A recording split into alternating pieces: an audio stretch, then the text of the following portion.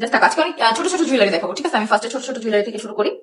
এই যে দেখো, আমি যেটা পরে আছি দেখো, এটাও কিন্তু তোমরা অর্নামেন্টসটা পেয়ে যাবে। এই যে দেখো, এটা চোকার, আর এটার সাথে কানের দুল টানা সহকারে, এটা খুবই সুন্দর লাগে। একদম ছোট, বাট পড়লে কিন্তু অনেক বেশি ভালো লাগে, আর কিছু করতে হবে না। জাস্ট এই চোকারটা আর কানে এটা পড়লে তোমার আর কিছু না পড়লে কিন্তু খুব ভালো লাগে। গলা বাকিটা খালি থাকলেও কিন্তু সুন্দর লাগবে।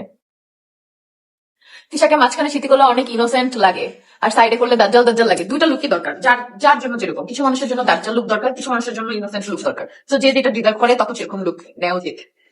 আচ্ছা, এরপরে হচ্ছে দেখো আরেকটা ছোট একটা কুটু। এই অর্নামেন্ট স্পেসটা আমার সবচেয়ে বেশি ভালো লাগে। এত কুটু কুটু সেট ওদের কাছে। এই যে দেখো, এই সেটটা দেখো, এটা একটু লম্বা, এই যে, কিন্তু এত কুটু এটার কাজটা।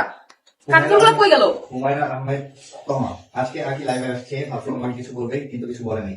আপু কিছু বলে নাই, এটা নিয়ে কিছু বলার নাই। দোয়া করো যেন আমাদের সম্পর্কটা ভালো হয়, সেরকম যেন থাকতে পারি, ভালো সম্পর্ক। তোমরা তো খোঁচাও, লাইভে গেলে আমাকেও খোঁচা যাতে, ওকে নিয়ে আমি কিছু বলি, ওকেও খোঁচা যাতে ও আমাকে নিয়ে কিছু বলে। তোমরা তো চাই যাতে আমাদের চুলাচুলি সম্পর্ক থাকুক। যে দোয়া করো যেন চলাচলের সম্পর্ক শেষ হতে হবে।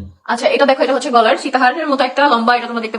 তোমরা চাও আমার আর আখির ভিতরে যেন চুলোচুলির সম্পর্ক থাকুক, তা না হলে আমি লাইভে গেলে তোমরা ওকে নিয়ে আমাকে খোঁচাও, আর আখি লাইভে গেলে আমাকে নিয়ে ওকে খোঁচাও। তোমরা চাও আমরা জানি চুলোচুলি করি।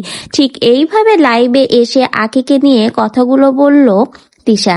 রিসেন্টলি দেখা যাচ্ছে আহাদ আর তিশা দুজনে কিন্তু আখিকে নিয়ে বর্তমানে বেশ কথা বলছে। যেই আখির নাম শুনলে তিশা আর আহাদ তেলে বেগুনে জ্বলে উঠতো, সেই আখিকে নিয়ে এত লাইভে ভালো ভালো কথা অনেকের কিন্তু এটা সহ্য হচ্ছে না। অনেকে বলছে এটা হয়তো তাদের নতুন কোনো নাটক, কারণ কিছুদিন আগেও আখির নাম শুনলে তিশা আর আহাদ এমন ভাবে রিয়াক্ট করতো যেন আখি তাদের সবচেয়ে জীবনের বড় শত্রু। এখন হঠাৎ করে এমন কি হলো যে আখিকে নিয়ে লাইভে এত ভালো ভালো কথা?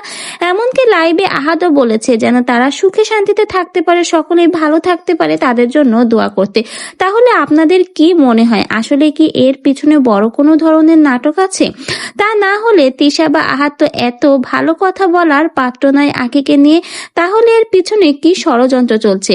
আবার ইদানিং দেখা গেছে আখি, আহাদ আর তিশা তিনজনেই কিন্তু একই পেজে প্রমোশনের কাজ করছে। ভাবা যায়, যেখানে আখির ছায়া দেখলেই আমাদের তিশা আপার আহাদ ভাই জ্বলে ওঠে, সেখানে একই পেজে প্রমোশনের কাজ করছে, তাও আবার আখির প্রমোশনের কাজ করা নিয়ে নাকি তাদের কোনো সমস্যা নেই।